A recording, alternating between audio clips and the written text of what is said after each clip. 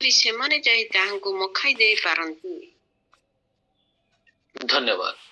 1 ରୁ 8 ମାନେ ବାକ୍ୟ ଆମେ ଦେଖିବା। 1 ରୁ 8 ପଦ ପର୍ଯ୍ୟନ୍ତ ଏଇଠି ମୁଁ କିଛି ଶବ୍ଦ ପିକଅପ୍ କରିଛି। ସେ ଶବ୍ଦ ଉପରେ ଆମେ ଆଲୋଚନା କରିବା। ଏଇଠି ଯଦି ଆମେ ଦେଖିବା, ପ୍ରଥମ ଶବ୍ଦ ହଉଛି ଡିସିସନ।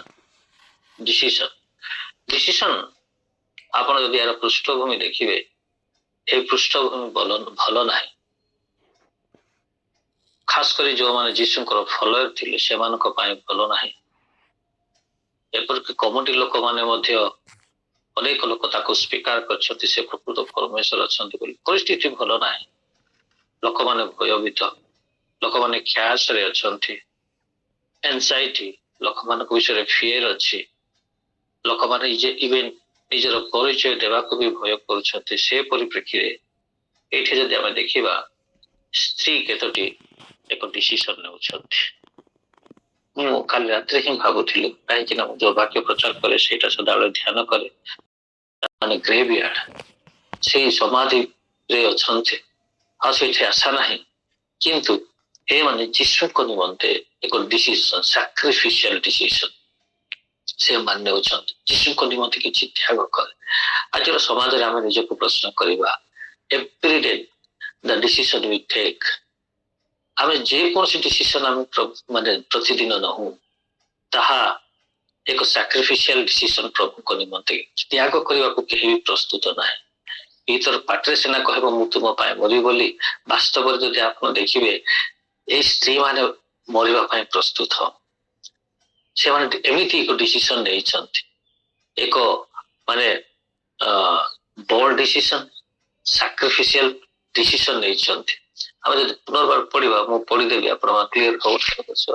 ବିଶ୍ରାମ ପାଇବାର ଗତ ହେଲା ଉତାରେ ମରିୟମ ଓ ସଲୋମୀ ସୁଗନ୍ଧି ଦ୍ରବ୍ୟ କିଣିଲେ, ଯେପରି ସେମାନେ ଯାଇ ତାହାକୁ ମଖାଇ ଦେଇ ପାରିବେ।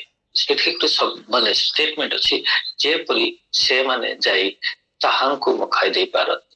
ତା ଡିସିସନ କଣ? ଡିସିସନ ତାହାଙ୍କ ପାଖକୁ ଯିବାଟା, ତାହାଙ୍କୁ ତୈଳରେ ମଖେଇବାଟା। କି ସୁନ୍ଦର ଡିସିସନ। ଆମେ ପ୍ରତିଦିନ କୌଣସି ନା କୌଣସି ମୁହୂର୍ତ୍ତରେ ଆମେ ଡିସିସନ ନେଇଥାଉ। ଆମେ ଏଇ ବାକି ଯୋଉ so called disciples, the follower of Jesus Christ decision ନେଲେ ସେମିତି ଡିସିସନ ନେଉଛୁ ନା ଏମିତି ଡିସିସନ ନେଉଛୁ? ଯୀଶୁ କହିଲେ, ଯିଏ ମୋ ପଛରେ ଚାଲିବ, he has to carry his own cross, ସେ ତାହାଙ୍କର ନିଜର କ୍ରସ ବହନ କରିବାକୁ ପଡିବ। এই ସ୍ତ୍ରୀ ମାନଙ୍କଠୁ ଦେଖନ୍ତୁ, even though they are not physically strength but spiritual they are very strong. No matter ଆମେ ଫିଜିକାଲି କେମିତି ଅଛୁ, that doesn't matter ପ୍ରଭୁଙ୍କ ଦୃଷ୍ଟିରେ। how much we are strong in spirit, ଆମେ ଆତ୍ମାରେ କେତେ ସବଳ। ଯୀଶୁଙ୍କ ନିମନ୍ତେ ସ୍ତ୍ରୀ ମାନଙ୍କୁ ଦେଖନ୍ତୁ, ଆମେ ସ୍ତ୍ରୀ ସେଟା କହୁଛୁ they are very strong in spirit, ପ୍ରଭୁଙ୍କ ନିମନ୍ତେ ଆତ୍ମିକ ଏରିଆରେ ପ୍ରଭୁଙ୍କ ପାଇଁ ସେମାନେ ଷ୍ଟ୍ରଙ୍ଗ। whereas ଯୋଉମାନେ so called ମାନେ strength man, ମନୁଷ୍ୟ ମାନେ, ସେମାନେ ପ୍ରଭୁଙ୍କ ଠାରୁ ଦୌଡ଼ି ଯାଇଅଛନ୍ତି। ଆଉ ଆମେ ଯଦି ପଢିବା 2 ପଦ, କିଏ ଜଣେ ପଢନ୍ତୁ ପ୍ଲିଜ। ପୁଣି ସପ୍ତାହର ପ୍ରଥମ ଦିବସରେ ଅତି ପ୍ରତ୍ୟୁଷରେ ସେମାନେ ସମାଧି ନିକଟକୁ ଗଲେ, ସେତେବେଳେ ସୂର୍ଯ୍ୟ ଉଠିଥିଲା। ଆମେନ୍। ଧନ୍ୟବାଦ। ସରି, 2 ପଦ ନେକ୍ସଟ ପଢିବା। ସେକେଣ୍ଡ ପଏଣ୍ଟ ହଉଛି ମୋର, ସେ 1 ପଦରେ ଅଛି। ଫାର୍ଷ୍ଟ ପଏଣ୍ଟ ଥିଲା ମୋର ଡିସିସନ, ସେକେଣ୍ଡ ପଏଣ୍ଟ ଥିଲା ପ୍ରିପାରେସନ। ଖ୍ରୀଷ୍ଟିଆନ ସମାଜ, we are preparing ourselves। ତମେ ପ୍ରସ୍ତୁତ, ଖ୍ରୀଷ୍ଟିଆନ ସମାଜ ହେଉଛି ପ୍ରସ୍ତୁତିର ସମୟ। କଣ ପାଇଁ ପ୍ରସ୍ତୁତି?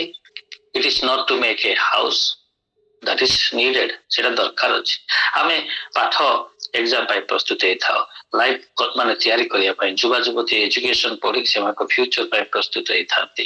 ଏଇଟା anything that we are preparing in this world, ସେଇଟା ପୃଥିବୀରେ ହିଁ ରହିଯିବ। କିନ୍ତୁ ଖ୍ରୀଷ୍ଟଙ୍କୁ ଯୋଉ ମିଶିବା ପାଇଁ ଆମେ ପ୍ରସ୍ତୁତି, ସେ ବିଷୟରେ ଆମେ ବହୁତ ପଛରେ ରହିଯାଇଅଛୁ। Every day we need to be prepared। ଆମେ ପ୍ରତିଦିନ ନିଜକୁ ପ୍ରସ୍ତୁତ ହେବାକୁ ପଡିବ। ଏମାନେ ପ୍ରସ୍ତୁତ ହେଉଛନ୍ତି କଣ ପାଇଁ? ସେମାନେ ପ୍ରିପାରେସନ କଣ ପାଇଁ ହେଉଛନ୍ତି? ଯୀଶୁଙ୍କ ପାଖକୁ ଯିବା ପାଇଁ, ଯୀଶୁଙ୍କୁ ତୈଳରେ ମଖେଇବା ପାଇଁ। ପ୍ରିୟ ପ୍ରଭୁଙ୍କ ଦାସ ଦାସୀ, ଏଇଟା ଜଗତରେ କିଏ କଣ ପାଇଁ ପ୍ରିପେୟାର ହେଉଛି that doesn't matter, but everybody should, especially in Christian court, they should prepare to meet Christ. ଖ୍ରୀଷ୍ଟଙ୍କୁ ମିଶିବା ପାଇଁ ପ୍ରସ୍ତୁତି ହେବା ଦରକାର। ଦେନ୍ ପ୍ରଶ୍ନ ଉଠେ ଆମେ କିପରି ନିଜକୁ ପ୍ରସ୍ତୁତ କରୁଅଛୁ? they have prepared well। କେମିତି? ସେମାନେ ଫରହେଣ୍ଡ ପୂର୍ବରୁ ଆଗରୁ ହିଁ ସବୁ କିଛି ପ୍ରସ୍ତୁତ କରିଛନ୍ତି। କାହିଁ ବାଇବଲ ଲେଖାଯାଇଛି ସେମାନେ ଯୀଶୁଙ୍କୁ ତଳେ ପକେଇବା ପାଇଁ ସେମାନେ ଅଲରେଡି ଜିନିଷ କିଣି ସାରିଛନ୍ତି। Before we die or we prepare, ଆମେ ମରିବା ପୂର୍ବେ ଆମେ ପ୍ରସ୍ତୁତ ହେଇଛୁ କି? ଆଉ ସବୁଠୁ ଇଣ୍ଟରେଷ୍ଟିଂ କଥା ହେଲା ୱେନ୍ ୱିଲ୍ ଡାଏ, ଆମେ କେବେ ମରିବା କେହି ବି ଜାଣି ନାହୁଁ। ସୋ ପ୍ରତିଦିନ ଆମେ ୱେଲ୍ ପ୍ରିପେୟାର ହେଇକି ରହିଥିବା ଦରକାର। ଯାହା ବି ଆମମାନଙ୍କ ଜୀବନରେ ପାପ ରହିଛି ତାହାକୁ ପ୍ରଭୁଙ୍କ ହସ୍ତରେ ସମାନ। ତେଣୁ ମୁଁ କହିବି ଏଭ୍ରି ଡେ ସୁଡ୍, ପ୍ରତିଦିନ ଆମେ ପ୍ରସ୍ତୁତିର ସହିତ ରହିଥିବା ଦରକାର। ପାପରୁ ବିମୁଖ ହେବା ପାଇଁ ଆମେ ଚେଷ୍ଟା କରିବା ଦରକାର। Deliberately we should not continue the same sin, ସେଇ ଗୋଟିଏ ପାପକୁ ଆମେ କଣ୍ଟିନ୍ୟୁ କରିବା ନାହିଁ। ଏମାନେ ପ୍ରସ୍ତୁତ ହେଇଥିଲେ ଯୀଶୁଙ୍କୁ ତୈଳରେ ମଖେଇବା ପାଇଁ। ସେମାନେ ଜାଣିଛନ୍ତି ଏ ମରିଛନ୍ତି। ତୈଳରେ ମଖିଲେ କଣ? ଯୀଶୁଙ୍କ ଶରୀର ଟିକେ ଅଧିକ ଦିନ ଯିବ, ତାଙ୍କର ଆରୋମା ବାସନାରେ ସେ ତୈଳଟା ଯୋଉଟା ଶରୀର ସରିଯିବ, ସେଇଟା ସରିବା ପାଇଁ କଣ? ଦେଖନ୍ତୁ ଦ ପ୍ୟାସନ ଫର ଖ୍ରାଇଷ୍ଟ, ଖ୍ରୀଷ୍ଟଙ୍କ ନିମନ୍ତେ ସେମାନଙ୍କର ଯୋଉ ପ୍ୟାସନ ଥିଲା ସେଇଟା ଦେଖନ୍ତୁ।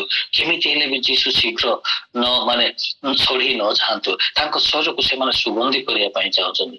One side Hi is dead, ଅନ୍ୟ ସାଇଡ ସେମାନେ ଭାବୁଛନ୍ତି ତାଙ୍କ ଶରୀର ଅନ୍ତତଃ ବାସ୍ନା ହଉ, ତାଙ୍କ ଶରୀର ଅନ୍ତତଃ ଟିକେ କିଛି ଦିନ ରହୁ। ସେମାନେ how we are preparing to meet Christ, ଆମେ କିପରି ପ୍ରସ୍ତୁତ? ସେମାନେ ମୋର ଶରୀରକୁ ତୈଳରେ ମଖେଇବାକୁ ଚାହୁଁଥିଲେ।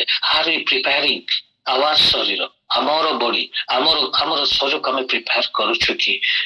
ଯେତେବେଳେ ଆମେ ପ୍ରଭୁଙ୍କ ସମ୍ମୁଖରେ ଠିଆ ହେବା, ଆମର ଶରୀର ପବିତ୍ରତାର ଆରମାରେ ପ୍ରଭୁଙ୍କ ପାଖରେ ଠିଆ ହେଇପାରିବ ନା ପାପରୂପ ବାସ୍ନାରେ ଆମେ ପ୍ରଭୁଙ୍କ ଆଗରେ ଠିଆ ହେଇପାରିବା? ହାଉ ୱି ଆର୍ ପ୍ରିପେୟାରିଂ ଆୱାରସେଲ୍ସ, ପ୍ରସ୍ତୁତି କେମିତି ହଉଛୁ? ତୃତୀୟ ପଏଣ୍ଟ, ସେ 2 ପଦ ପଢିଲେ ମୁଁ ପଢିଦେବି। ପୁଣି ସପ୍ତାହର ପ୍ରଥମ ଦିବସରେ ଅତି ପ୍ରତ୍ୟୁଷରେ ସେମାନେ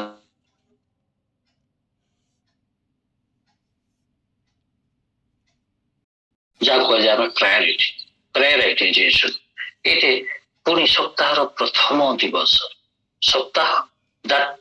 ସପ୍ତାହର ପ୍ରଥମ ଦିନରେ ଅତି ପ୍ରତ୍ୟୁଷରେ ସେମାନେ ଟାଇମକୁ ସେଟ୍ ସାଇଡ କରିଛନ୍ତି, ଦିନକୁ ସେଟ୍ ସାଇଡ କରିଛନ୍ତି only to meet Christ. They have set aside a time for Christ. They have set aside a day for Christ. Priority ପ୍ରଭୁଙ୍କ ନିମନ୍ତେ, ଖ୍ରୀଷ୍ଟଙ୍କ ନିମନ୍ତେ। ଏମାନେ ଏଭ୍ରି ଟାଇମ୍, ପ୍ରତି ସମୟ, ପ୍ରତି ମୁହୂର୍ତ୍ତରେ anything will do, let us give priority to Christ. ପ୍ରଭୁଙ୍କୁ ଆମେ କେନ୍ଦ୍ର କରିବା ଦରକାର। ପ୍ରଭୁଙ୍କ ଆମର ପ୍ରାୟୋରିଟି। ଜଗତର ଯେକୌଣସି ବିଷୟ, ହୁଏତ ମୋ ସ୍ତ୍ରୀ ମତେ ଛାଡିକି ଚାଲିଯିବ, ମୋ ସ୍ତ୍ରୀକୁ ଛାଡିକି କେହି ମଧ୍ୟ ସ୍ଥାୟୀ ନୁହେଁ ଜଗତରେ।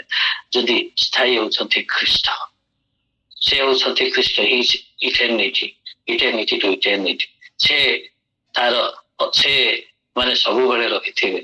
ଆମେ ସେଥିପାଇଁ ଆମେ କଣ କାହାକୁ ପ୍ରାୟୋରିଟି ଦଉଛୁ ଜଗତରେ? ଆମେ ଜଗତକୁ ପ୍ରାୟୋରିଟି ଦଉଛୁ, making buildings, making careers, ଆମର ମୁଁ এই ବିରୁଦ୍ଧରେ ଯାଉନାହିଁ, କିନ୍ତୁ whom we are giving priority, prioritization ଏଠି ଦେଖୁଛୁ। ଆମେ କାହାକୁ ପ୍ରାୟୋରିଟି ଦଉଛୁ? ଏଇ ସ୍ତ୍ରୀ ମାନଙ୍କଠୁ ଆମେ କିଛି ବିଷୟ ଶିଖୁଛୁ। ସେମାନେ ସପ୍ତାହର ଦିନକୁ ପ୍ରାୟୋରିଟି ଦେଇଛନ୍ତି, ପ୍ରଥମକୁ, ଆଉ ଅତି ପ୍ରଭାତକୁ ପ୍ରାୟୋରିଟି ଦେଇଛନ୍ତି। Let us give priority for God's kingdom. Let us give priority to become like Christ. Let us give priority for His happiness. Let us give priority to make Him happy.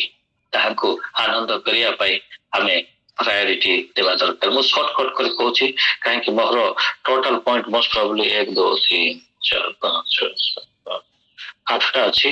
ମୁଁ most probably 3ଟା ସରେଇଛି, ତେଣୁ ଶୀଘ୍ର ଆମେ ସମାପ୍ତ କରିବା। ମୋ ସହିତ ପଢନ୍ତୁ କେହି ଜଣେ 3 ପଦ। ସେମାନେ ପରସ୍ପର କୁହାକୁହି ହେଉଥିଲେ, କିଏ ଆମ୍ଭମାନଙ୍କ ପାଇଁ ସମାଧି ଦ୍ୱାରରୁ ପଥରଟେ ଗଡ଼ାଇ ଦେବ, କାରଣ ତାହା ଅତି ବୃହତ୍ ଥିଲା। ନେକ୍ସଟ ମୋର ପଏଣ୍ଟ ହଉଛି ଇମ୍ପସିବଲ କ୍ୱେଶ୍ଚିନ୍।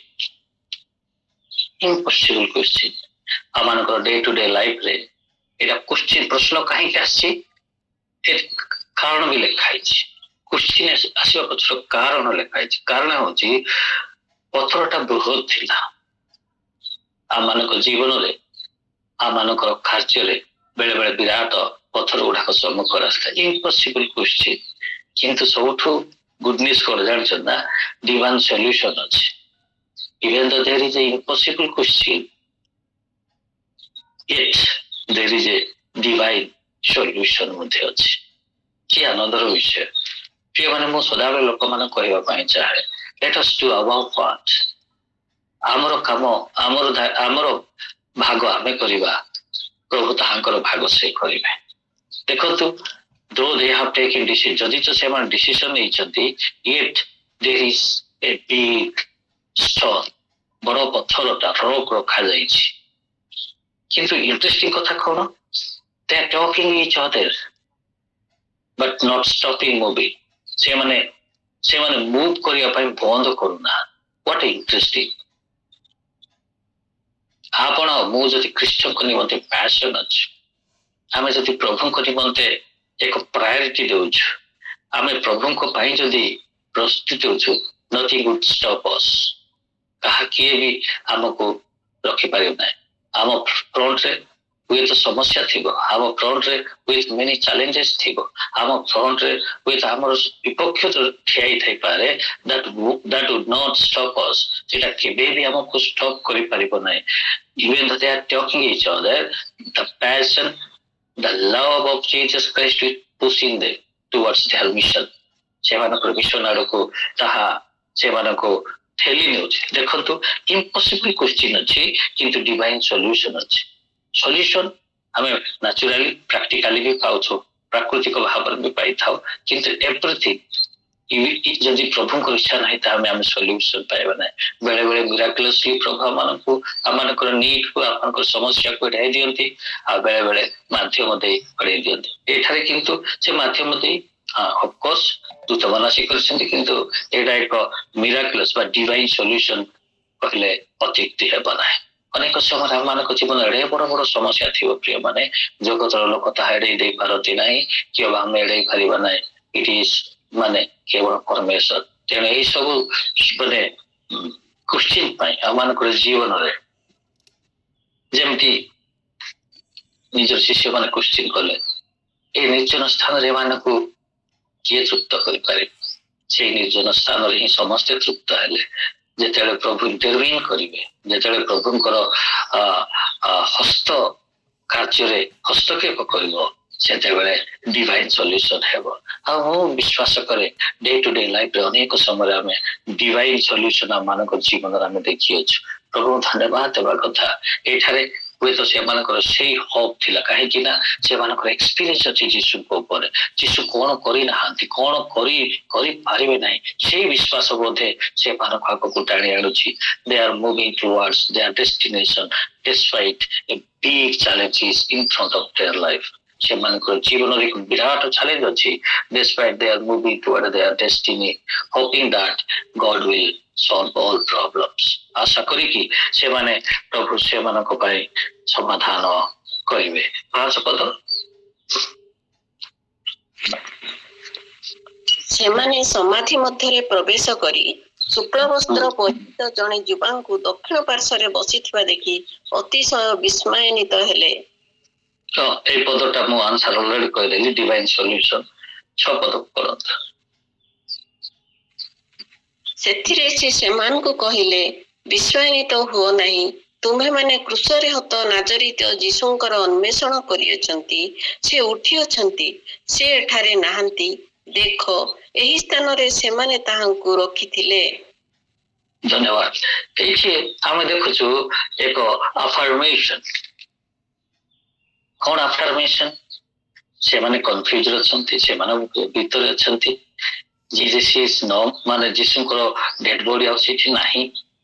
ସେତେବେଳେ ୱାର୍ଡ ଅଫ ଆଫର୍ମେସନ, ଆଫର୍ମେସନ ମାନେ ଦୃଢ଼ୋକ୍ତି କରିବା, ଗୋଟେ ବିଷୟକୁ ଆହୁରି ଦୃଢ଼ ଭାବରେ ଗ୍ୟାରେଣ୍ଟି ଦେବା। ଗୁଡ ଆଫର୍ମେସନ, କଣ ଆଫର୍ମେସନ? ପ୍ରଥମ ଆଫର୍ମେସନ ହେଉଛନ୍ତି ସେ ଉଠି ଅଛନ୍ତି। ସେ କେମିତି ଦୃଢ଼ୋକ୍ତି କରିପାରିବ ସେ ଉଠିଛନ୍ତି ବୋଲି? ତାର ପ୍ରୁଫ କରୁଛନ୍ତି, ଦେଖ ଏଠାରେ ସେ ନାହାନ୍ତି। ପ୍ରଥମ ଆଫର୍ମେସନ ହଉଛି ଇଜ ପ୍ରୁଭିଂ ମାନେ to justify his statement, he is proving that, saying that, see, behold, ଦେଖ ସେ ନାହାନ୍ତି। କେମିତି ଦେଖିବେ? କଣ ପାଇଁ ନା ଦେଖିବେ? କାହିଁକି ନା ଆମେ ଯଦି 15:47 ପଦ ଦେଖିବା, ସେମାନେ ଦେଖିଥିଲେ, ଯୋଉ ଜାଗା ରଖା ହେଇଥିଲା ସେଟା ଦେଖିଥିଲେ। ତେଣୁ ସେମାନଙ୍କର ବିଶ୍ୱାସକୁ ଏକ ଦୃଢ଼ୋକ୍ତି ଭାବରେ କନଫର୍ମ କରିବା ପାଇଁ he is affirming them, behold ବା see, ଏଇଠି ରଖା ହେଇଥିଲା, ତମେ 3 ଦିନ ଆଗରୁ ଦେଖିଥିଲ, ସେ ନାହାନ୍ତି। ଏଇଟା ହଉଛି ସେମାନଙ୍କର ଯୋଉ ଯୀଶୁ ଉଠି ଅଛନ୍ତି, that he is going to prove, saying, giving a ମାନେ solid example, not example, true, solid proof। ତମେ ଦେଖିଥିଲ, ଆଉ ଦେଖ ସେ ନାହାନ୍ତି, ସେ ଉଠି ଅଛନ୍ତି, ସେ ଏଠାରେ ନାହାନ୍ତି, ଦେଖ ଏଇ ସ୍ଥାନରେ ସେମାନେ ତାହାକୁ ରଖିଥିଲେ। ଦ୍ୱିତୀୟ ଆଫର୍ମେସନ ଦେଉଛନ୍ତି, ସେତିକି ନୁହେଁ, that is not enough, ସେ ଉଠି ଅଛନ୍ତି, you will meet him, you will meet him, that is the strong ମାନେ proof ସେମାନଙ୍କ ପାଇଁ ଯେ ଯୀଶୁ ପୁନରୁତ୍ଥିତ ହେଇଛନ୍ତି। ଅନେକ ଖ୍ରୀଷ୍ଟିଆନ ଲୋକମାନେ, ଆମେ so called Christian people, ଆମେ ଏଥିପାଇଁ ଖ୍ରୀଷ୍ଟିଆନ ହେଇଛୁ, ଆମମାନଙ୍କ ପାଖରେ word of affirmation ନାହିଁ, ଆମେ ବିଶ୍ୱାସ ସେତେ ଷ୍ଟ୍ରଙ୍ଗ କରିନୁ। ପରିବାର ପ୍ରଭୁକୁ ଜାଣିଛନ୍ତି, ତେଣୁ ଆମେ ରେଗୁଲାର କଣ୍ଟିନ୍ୟୁ ଯାଉଛୁ। ଆମେ ଯେତେବେଳେ ଷ୍ଟ୍ରଙ୍ଗଲି ଆଫର୍ମ ହେବା, ପ୍ରଭୁ ଉଠି ଅଛନ୍ତି ବୋଲି ବିଶ୍ୱାସ କରିବା, ଏନି ସିଚୁଏସନ ଏନି ଟାଇମ ଆମେ ପ୍ରଭୁକୁ କେବେ ବି ତ୍ୟାଗ କରିବା ନାହିଁ। ଆମର ବିଶ୍ୱାସ ଦୃଢ଼ୀଭୂତ ହେବ, ଆମର ବିଶ୍ୱାସ ଷ୍ଟ୍ରଙ୍ଗ ହେବ, ନହେଲେ ଟଳିଯିବ ଆମର ବିଶ୍ୱାସ। ଆମର ପବନ ହେଲେ ଯେମିତି ଗଛ ଏପଟ ସେପଟ ହେବ, ଆମର ବିଶ୍ୱାସ ସେହିପରି ହେବ।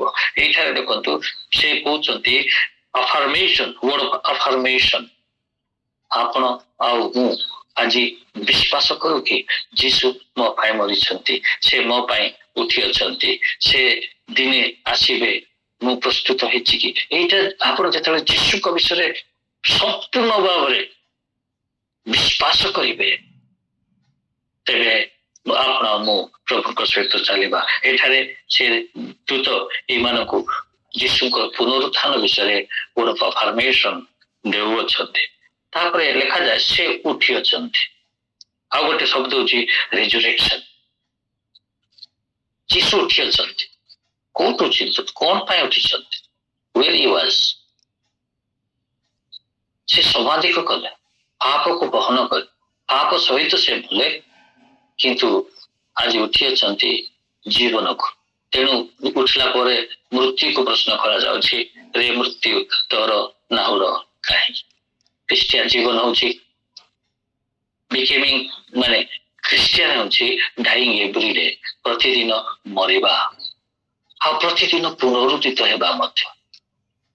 ମରିବା ହଉଛି ପାପକୁ ସମାଧି କରିବା, ପୁନରୁତ୍ଥିତ ହଉଛି ପାପରୁ ବିଜୟ ହେବା।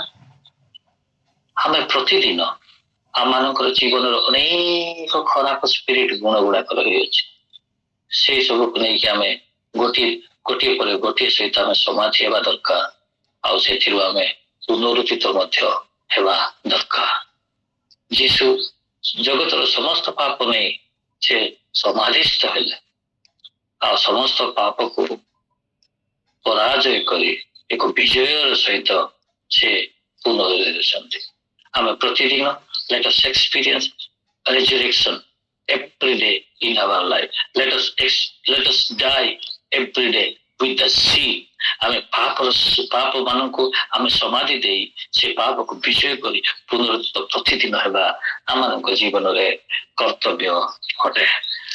ତାପରେ ଦେଖାଯାଏ 6 ପଦ ପଢନ୍ତୁ କିଏ? 7 ସରି। କିନ୍ତୁ ତୁମ୍ଭେମାନେ ଯାଇ ତାହାଙ୍କ ଶିଷ୍ୟମାନଙ୍କୁ ଓ ପିତରଙ୍କୁ କୁହ, ସେ ତୁମ୍ଭମାନଙ୍କ ଆଗେ ଗାଲିଲକୁ ଯାଇଅଛନ୍ତି, ସେ ତୁମ୍ଭମାନଙ୍କୁ ଯେପରି କହିଥିଲେ ସେପରି ତୁମ୍ଭେମାନେ ତାହାଙ୍କୁ ସେଠାରେ ଦେଖିବ। ଆମେନ୍। word of ମାନେ ଏଇଟା proclamation, word of proclamation, ଯାଇ କୁହ। ଏଇଟା ପ୍ରତ୍ୟେକ ଖ୍ରୀଷ୍ଟିଆନ ଲୋକମାନଙ୍କର ପ୍ରତିଦିନର କର୍ତ୍ତବ୍ୟ ହେବା ଦରକାର। ଟୁ ପ୍ରୋକ୍ଲେମ୍ ଖ୍ରାଇଷ୍ଟ, ଖ୍ରୀଷ୍ଟଙ୍କୁ ପ୍ରୋକ୍ଲେମ୍ କରିବା। ପାଷ୍ଟର ମାନେ ଚର୍ଚ୍ଚରେ ପ୍ରୋକ୍ଲେମ୍ କରନ୍ତି। ଦିନ ଥିଲା ଟ୍ରାକ୍ସ ବାନ୍ଧିକି ଖ୍ରୀଷ୍ଟଙ୍କ ବିଷୟ ପ୍ରୋକ୍ଲେମ୍ କରୁଥିଲେ, କିନ୍ତୁ ଡେ ଟୁ ଡେ ଲାଇଫରେ ଆମେ we should be the people of Christ to proclaim his goodness, his love, his kindness। ଆମେ ଯୋଉ ପ୍ରତିଦିନ ତାହାଙ୍କର ଗୁଣକୁ ଆମେ ପ୍ରୋକ୍ଲେମ୍ କରିବାର ଲୋକ ହେବା ଦରକାର। କାହିଁକି ନା ବାକ୍ୟ ଲେଖାଯାଏ we are the open letter of Jesus Christ, ଖ୍ରୀଷ୍ଟଙ୍କର ଖୋଲା ପତ୍ର ଚିଠି। ଆମେ how we are proclaiming our day to day life before our community, ଆମ କମ୍ୟୁନିଟି ସମ୍ମୁଖରେ ଆମେ ଆମମାନଙ୍କର ଜୀବନ କେମିତି ପରିପ୍ରକାଶ କରୁଅଛୁ। how we are proclaiming our day to day life, how we are proclaiming, yes, inside the church we are proclaiming like angels our ଗୀତ, ଆରାଧନା, ବାକ୍ୟ, ଭାଷା ସବୁ। what about outside of the church? that too, what about inside your house when you are alone or at your home? ଆମେ ଏକାକୀ କିମ୍ବା ଆମ ଘରେ ଥିବା ସମୟରେ how we are proclaiming our character, ସେଇ କ୍ୟାରେକ୍ଟର କଣ? ପ୍ରଭୁଙ୍କର character. if we are proclaiming the nature of Christ, then we are proclaiming Christ। ଆମେ ଖ୍ରୀଷ୍ଟଙ୍କୁ ପ୍ରଚାର କରୁଅଛୁ ଆମମାନଙ୍କର କାର୍ଯ୍ୟରେ, ମୁଖରେ ନୁହଁ, କାର୍ଯ୍ୟରେ। ଆମେ ଖ୍ରୀଷ୍ଟଙ୍କୁ ମୁଖରେ ପ୍ରଚାରକ ନ ହେଇ କାମରେ ପ୍ରଚାରକ ହେବା ଦରକାର। ସେ କହୁଛନ୍ତି ଯାଅ କୁହ। how we are ମାନେ ଆମେ ସମାଜକୁ କେମିତି କହୁଛୁ, ଆମେ ସମାଜକୁ କେମିତି ଦେଖାଉଛୁ ଖ୍ରୀଷ୍ଟଙ୍କର ଗୁଣ, ଆମେ ନିଜକୁ ସେ ଉପରେ ଏକ୍ସାମାଇନ କରିବା ଦରକାର। ଏଇଠି ଯଦି ଦେଖିବେ ଆସ୍ପାରେସନ, ତମେ ଦେଖା କରିବ। ଯୀଶୁ କେବେ ବି ନିରାଶର ବାକ୍ୟ କହୁନାହିଁ। word of aspiration, ଏକ ପ୍ରୋତ୍ସାହନ।